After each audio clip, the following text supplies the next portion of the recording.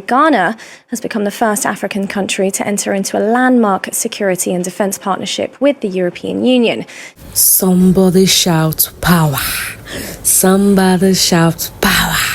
Guys, when I tell you guys that Ghana is not just looking for a way to remain the way it is, they are developing, they are skyrocketing. Ghana is the new America in Africa. Ghana is the powerhouse of all African countries. Oh my goodness. I'm going to be playing some of the videos for you guys to listen to. Please, as you're listening, shout power for me in the comment section. Shout I am proud to be a Ghanaian. Shout Ghana to the world, because hey, Ghana is doing something tremendous in the world. Ghana is skyrocketing. Ghana is the powerhouse of all African country. Guys, let's take a look at the video, then we'll be right back. Don't forget to like, share and subscribe. Thank you for joining us. We'll be starting this edition with our top story. Ghana has become the first African country to enter into a landmark security and defence partnership with the European Union, strengthening cooperation in cybersecurity, intelligence sharing and counter-terrorism. This comes as coastal West African states seek to prevent violence spilling over from the neighbouring Sahel, where attacks have stepped up in recent years by armed groups linked to Al-Qaeda and the Islamic State. The deal builds on a broader €50 million defence package delivered since 2023. Let's take a listen now to the Ghanaian Vice President. Today's transfer of security equipment, systems, motorcycles and drones to Ghana will significantly strengthen our ongoing efforts to build the capacity and operational readiness of Ghana's security forces.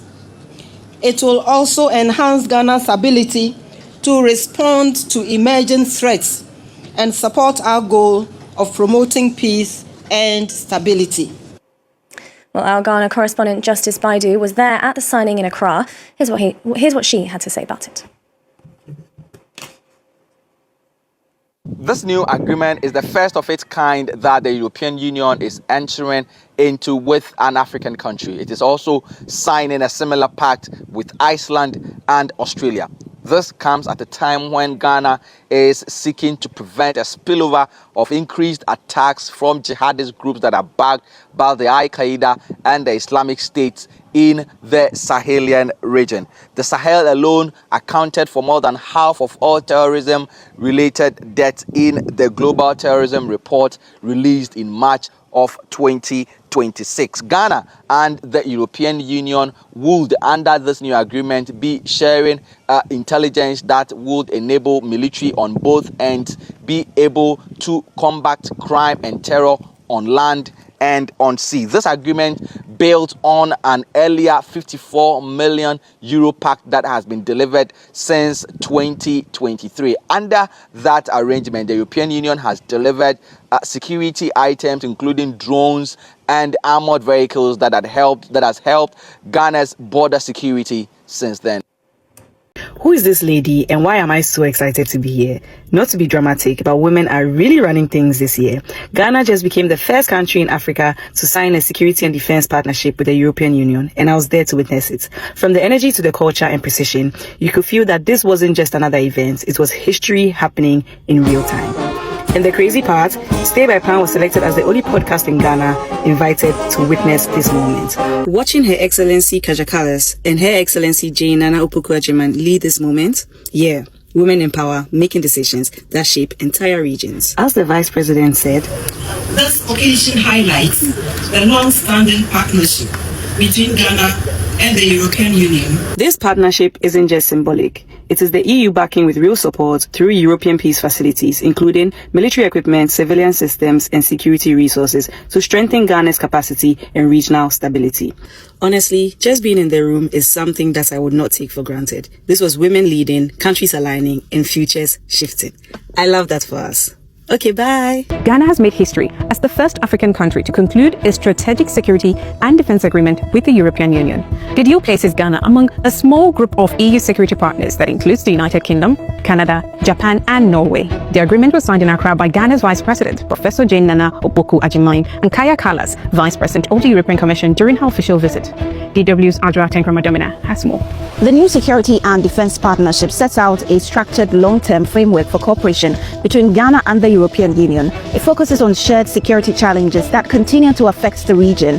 Now, these include terrorism spilling over from the Sahel, cyber and hybrid threats, maritime insecurity in the Gulf of Guinea, the impacts of climate pressures on instability, and the rise of transnational organized crime. How does Ghana benefit? The agreement is expected to improve Ghana's capabilities in counterterrorism, border management, and crisis response. It comes at a moment when West Africa is facing growing militant activity and political uncertainty. What does the EU hope to achieve? Kaya Kallas shared more insights during an interview with DW. Now, we are supporting, of course, also the different approach when it comes to economy, because I think it's important that we also deal with the root causes of instability, which are stemming from economy, and therefore, our support in various projects via the Global Gateway, but also, different support mechanisms that we have. And this is important that we continue to see what more is there. We also were exploring the bilateral possibilities. I mean, what we are interested in are critical raw materials, and also what kind of cooperation we could have there, plus also energy.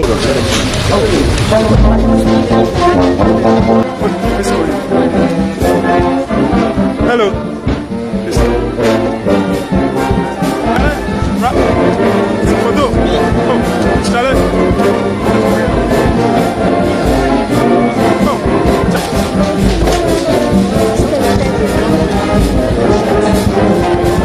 The greatest crime against humanity in recorded history. That's what Ghana and its African Union backers are calling the transatlantic slave trade, and want it recognized as such by the international community. A proposed UN General Assembly resolution is expected to urge reparations for the centuries-long practice that impacted millions of Africans.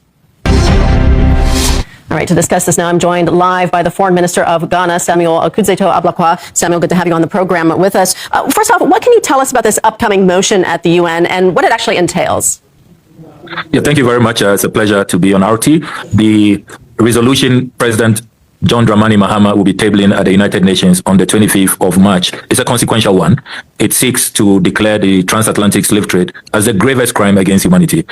It is documented that more than 12.5 million Africans were forcibly removed from the continent.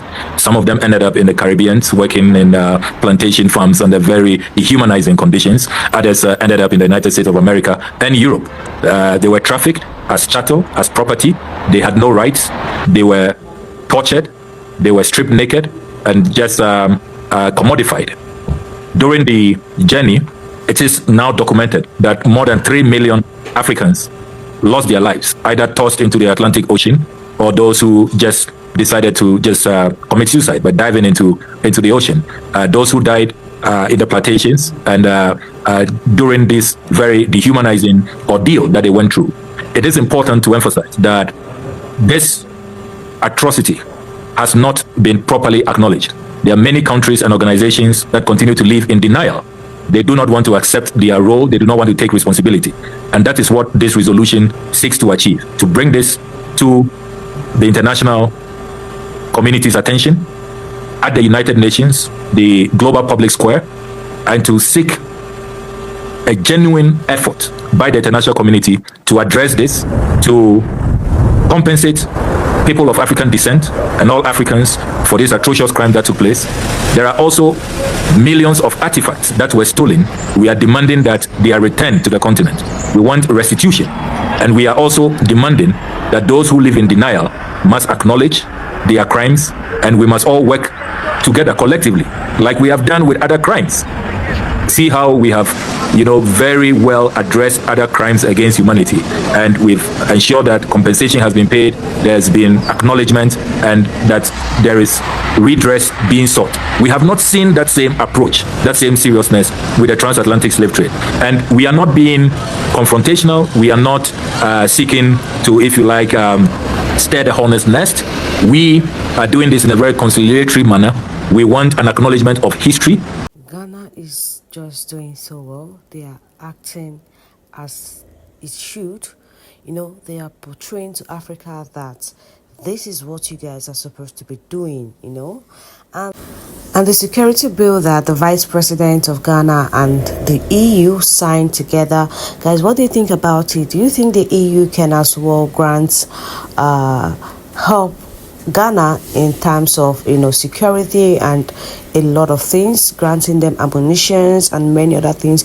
Do you think it's a good idea? Let me know what you think in the comment section. Don't forget to like and share.